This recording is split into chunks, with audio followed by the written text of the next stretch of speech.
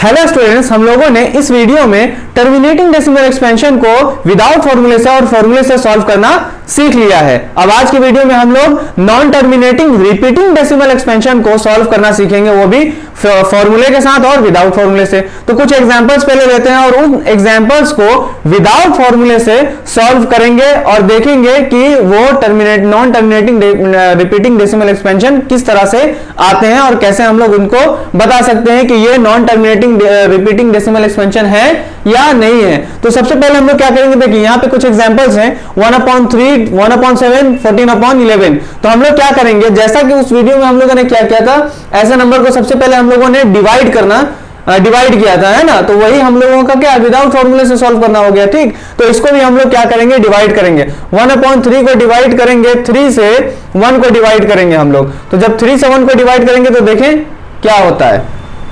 तो स्टूडेंट्स, जब हम लोगों ने इनको सॉल्व किया तो सॉल्व करने पर क्या आया, जब 3 से हम लोगों ने 1 को सॉल्व किया तो 3 से 1 तो सॉल्व होगा नहीं। तो हम लोगों ने क्या किया, यहाँ पे क्वेश्चन में डेसिमल ले लिया। डेसिमल लगाते ही 1 के राइट साइड में क्या लगाया, 0 लगा दिया। आगे बात समझ में। अब यहां से 3 से जब हम लोगों ने इसको डिवाइड करना शुरू किया तो 3 का टेबल 3 टाइम्स पड़ा तो कितना आ गया, 9। अब 10 में से 9 को माइनस किया तो 1 आया। फिर 3 का टेबल तो 1 यहां पे आया, तो ये जो 1 आया तो फिर से 3 से 1 को डिवाइड करेंगे हम लोग, तो ये 1 डिवाइड नहीं हो पाएगा। तो यहां जो डेसिमल है इसके बदले हम लोग यहाँ पे क्या लगा रहे हैं, 0 लगा रहे हैं। आगे की बात समझ में। तो अब फिर से 3 से हम लोगों ने 10 को डिवाइड किया तो 3 का टेबल 3 टाइम्स पड़ा, 9 आया।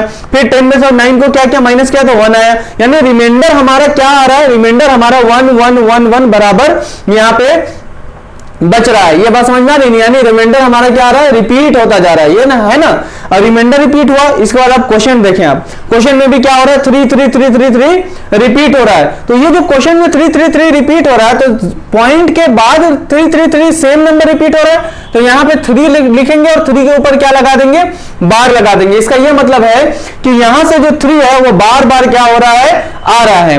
तो ऐसे डेसिमल एक्सपेंशन, किसी भी नंबर का, किसी भी रैशनल नंबर का ऐसा डेसिमल एक्सपेंशन जिसका रिमाइंडर और कोशेंट क्या हो, रिपीट करे, है ना, क्या हो, रिपीट करे और वो टर्मिनेट ना करे, तो ऐसे नंबर को हम लोग क्या कहते हैं, non terminating repeating decimal expansion. ये बात क्लियर हो गई।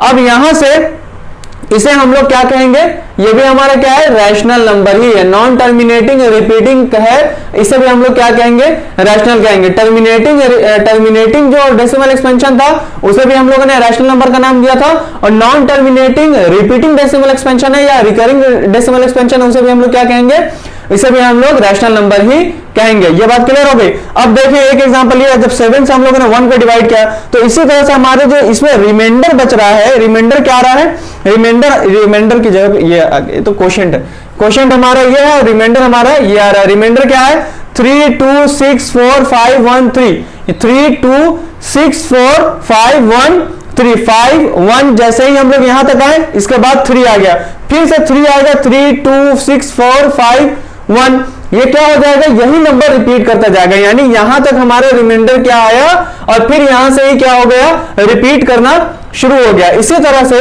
यहां तक हमारा कोशेंट आया पॉइंट के बाद, डेसिमल के बाद, और ये कोशेंट क्या हो गया, फिर से वो क्या होगा, रिपीट होना शुरू हो जाएगा। इसी को हम लोग क्या कहते हैं, इसी का नाम हम लोगों ने रखा non terminating repeating decimal expansion, और यही हमारा क्या है, रैशनल नंबर भी है। आगे ये बात समझ में ठीक है।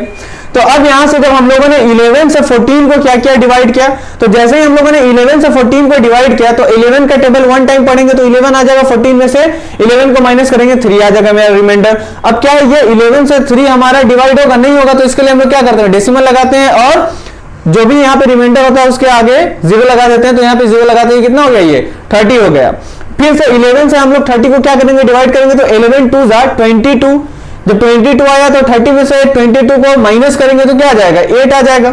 अब जैसे यहाँ पे 8 आया तो फिर से यहाँ पे जो डेसिमल लगा हुआ है उसके बदले हम लोग 8 के बगल में क्या लगा देंगे, 0 लगा देंगे। क्यों लगा देंगे, क्योंकि जब हम लोग 11 से 8 को डिवाइड करेंगे तो 11 8 से डिवाइड नहीं हो पाएगा, सॉरी 8 11 से डिवाइड नहीं हो पाएगा। तो अब हम लोग क्या करेंगे, 0 लगाएंगे तो 11 से अब ये क्या हो गया, 80 हो गया। तो अब ये 8 जो है क्या हो गया, 80 हो गया। तो 11 से 8 को डिवाइड करते ही यहाँ पे क्या आ जाएगा, 7 बार में ये 77 आ जाएगा। ठीक है, अब ये इसी तरह से चलता जाएगा। आप यहाँ पे देखें, रिमाइंडर हमारा ये 3 आया, फिर रिमाइंडर हमारा क्या गया 8 आया, फिर 3 आया, फिर 8 आया, फिर 3 आया, फिर 8 आया, यानी कि 3 8 3 8 3 8 3 8 रिमाइंडर हमारा क्या होता जाएगा, रिपीट होता जाएगा, टर्मिनेट भी नहीं करेगा।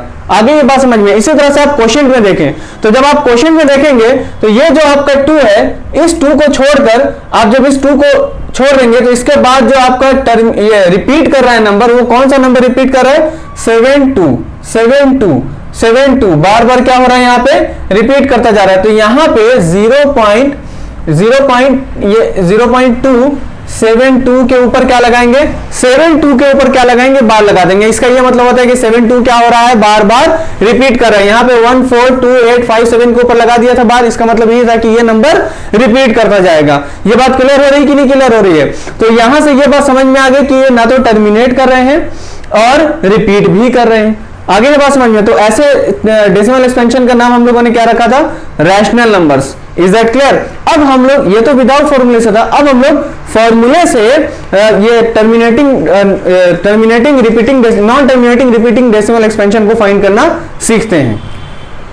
तो स्टूडेंट्स, आगे बढ़ने से पहले हम लोग क्या करते हैं, कुछ बातों को जानते हैं जिस तरह से हम लोगों ने टर्मिनेटिंग डेसिमल एक्सपेंशन को फाइंड करते वक्त जाना था या समझा था। सबसे पहली बात तो यहाँ पे ये कि P अपॉन Q एक क्या है, रैशनल नंबर है, और जहां P एंड Q एक क्या है, दोनों के दोनों इंटीजर्स हैं। इसका ये मतलब है कि वो नेगेटिव भी हो सकते हैं, पॉजिटिव भी हो सकते हैं, और नेगेटिव पॉजिटिव दोनों ही हो सकते हैं। सही है, लेकिन यहाँ एक शर्त यहाँ पे लगा दी गई है कि Q हमारा क्या नहीं होना चाहिए, 0 के इक्वल नहीं होना चाहिए। अगर 0 के इक्वल मेरा Q आ गया, यानी कि डिनोमिनेटर आ गया, तो इसका यह मतलब होता है कि वो रैशनल नंबर नहीं होंगे। सही है। अब यहाँ P को हम लोग न्यूमरेटर के नाम से भी जानते हैं और Q को हम लोग डिनोमिनेटर के नाम से भी जानते हैं। ये बात क्लियर हो गई। अब यहाँ एक और बात कही जा रही है कि अगर Q यानी कि डिनोमिनेटर हमारा क्या होगा, डिनोमिनेटर हमारा 2 की पावर m इंटू 5 की पावर n के इक्वल नहीं हुआ। जैसा कि हम लोग टर्मिनेटिंग डेसिमल एक्सपेंशन को फाइंड करते वक्त Q को हम लोग किसके इक्वल कर रहे थे, Q को हम लोग यानी डिनोमिनेटर को हम लोग 2 की पावर m इंटू 5 की पावर n के इक्वल कर रहे थे। अगर यहां इनके इक्वल नहीं होता है तो ऐसे रैशनल नंबर्स को हम लोग क्या कहेंगे, non terminating repeating decimal expansion कहेंगे। ये बात क्लियर हो रही है कि नहीं क्लियर हो रही है? ये बात सही है ना, समझ में आ गई? तो अब चलते हैं, कुछ एग्जांपल्स लेते हैं और सॉल्व करते हैं, बड़ा मजा आने वाला है। ठीक है, चलिए देखते हैं।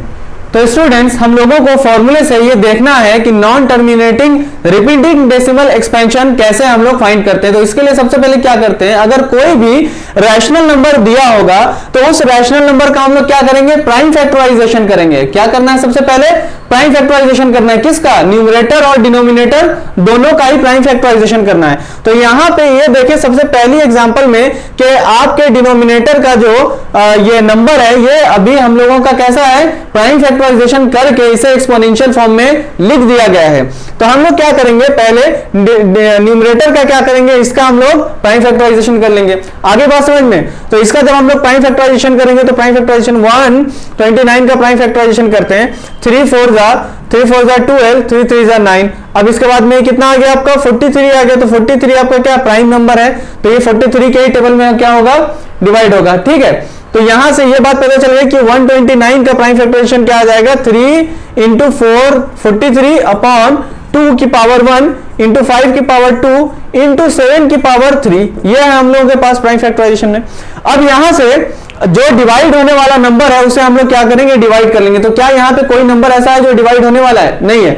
और यहाँ पे डिनोमिनेटर में आप देखें कि 2 की पावर m या और 5 की पावर n ये है।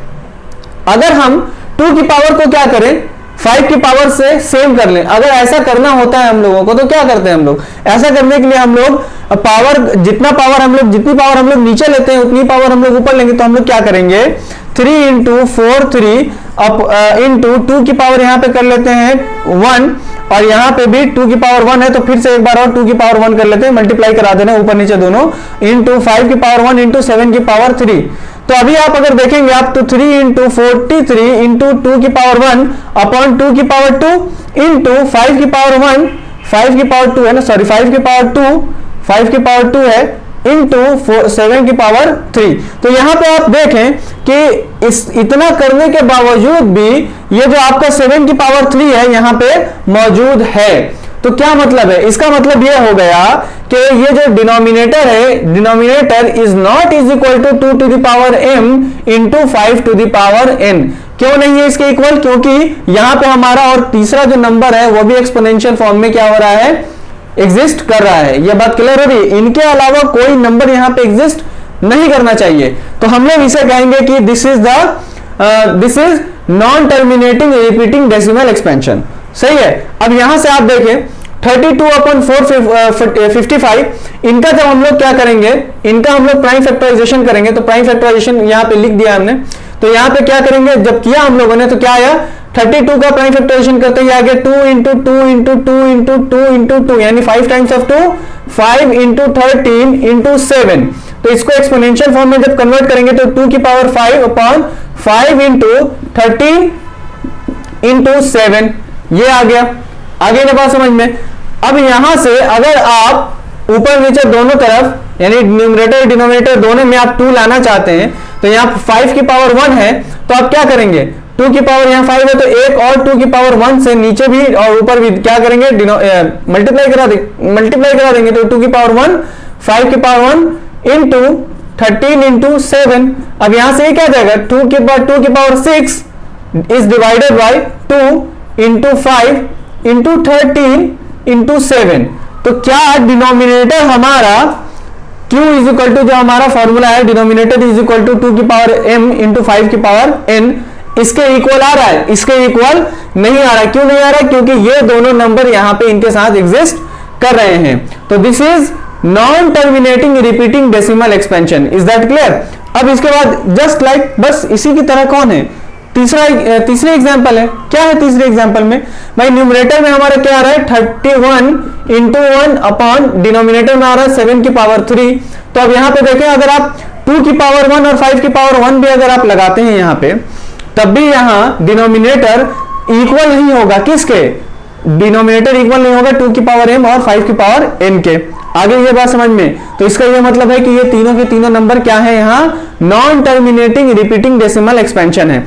इसी तरह से non terminating repeating decimal expansion हो या टर्मिनेटिंग डेसिमल एक्सपेंशन हो, इस तरह के जितने भी क्वेश्चन अगर आपके पास आ जाएं, आपके सामने आ जाएं, तो उन्हें आप क्या करेंगे, आप आसानी से सॉल्व कर सकते हैं। और मुझे ये पूरी उम्मीद है क्योंकि आप लोगों को ये जो बात बताई गई है बहुत ही आसान तरीके से बताई गई है, ताकि आप लोगों को मैथ समझने में आसानी हो।